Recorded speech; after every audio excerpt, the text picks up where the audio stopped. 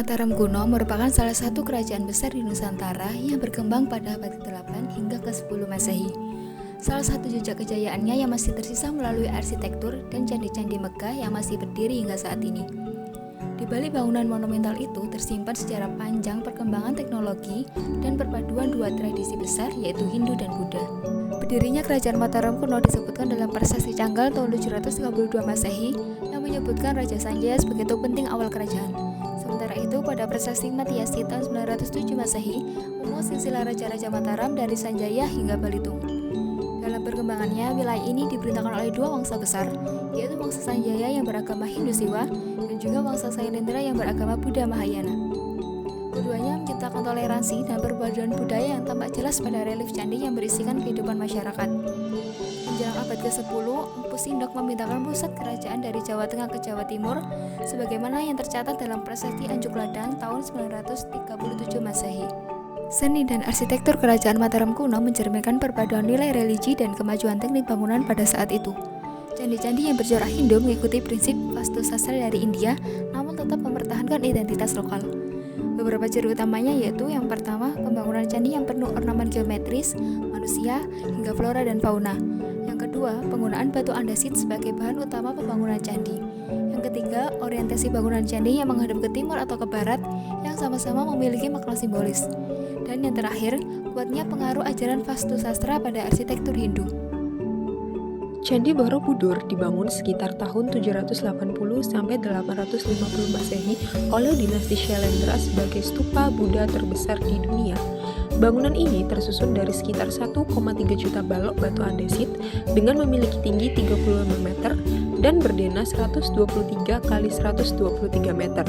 Struktur Borobudur adalah representasi kosmologi Buddha Mahayana yang terbagi menjadi 3 tingkat. 1. Kamadhatu yang menggambarkan dunia nafsu dan akibat karma. 2. Rupadhatu 6 teratas persegi berisi relief kehidupan Buddha. Dan 3. Arupadhatu 3 teratas melingkar dengan 72 stupa berlubang sebagai lambang kesempurnaan spiritual. Borobudur juga dirancang sebagai mandala 3 dimensi, tempat umat berjalan berkeliling, naik tingkat demi tingkat sebagai perjalanan menuju pencerahan. Candi Prambanan dibangun sekitar tahun 850 Masehi oleh dinasti Sanjaya yang merupakan kompleks candi Hindu terbesar di Indonesia. Bangunan tersebut terdiri dari 240 bangunan. Pusat kompleks ini memuat 3 candi utama, Siwa, Wisnu, dan Brahma, 3 manifestasi Trimurti dalam Hindu.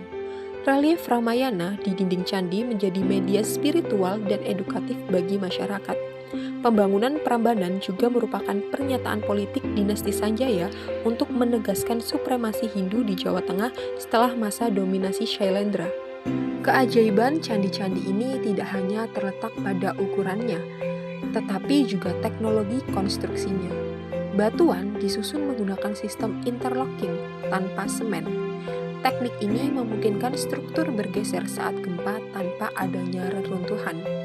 Candi Borobudur dilengkapi lebih dari 100 pancuran air bergaya Makara yang menjadi sistem drainase untuk mencegah rebesan dan kerusakan akibat hujan tropis. Bahkan bentuk piramida bertingkat, pondasi kuat, dan distribusi beban simetris membuat bangunan ini tahan gempa. Sebuah intuisi teknik yang jauh mendahului peradaban lainnya. Hubungan dinasti Shailendra dan Sanjaya berlangsung kompleks. Teori klasik menyebut keduanya hidup berdampingan dan berkompetisi, tetapi ada pandangan lain bahwa mereka sebenarnya satu garis dinasti yang mengalami perubahan agama. Konflik ini memuncak ketika Balaputra dikalahkan oleh Raka Ibkatan yang menandai berakhirnya dominasi Shailendra dan kebangkitan Sanjaya dengan pembangunan Prambanan. Sekitar tahun 929 Masehi, letusan besar Merapi diperkirakan menjadi penyebab utama peralaya Mataram yang menimbun sejumlah candi dan melemahkan pusat kerajaan. Bersama tekanan politik dan ekonomi, istana akhirnya dipindahkan ke Jawa Timur. Meski aktivitas pembangunan candi berkurang setelah itu, warisan arsitektur Mataram kuno tetap menjadi bukti kecerdasan teknis, spiritualitas, dan kreativitas masyarakat Jawa pada masa lampau. Warisan yang terus dipelajari dan dilestarikan hingga hari ini.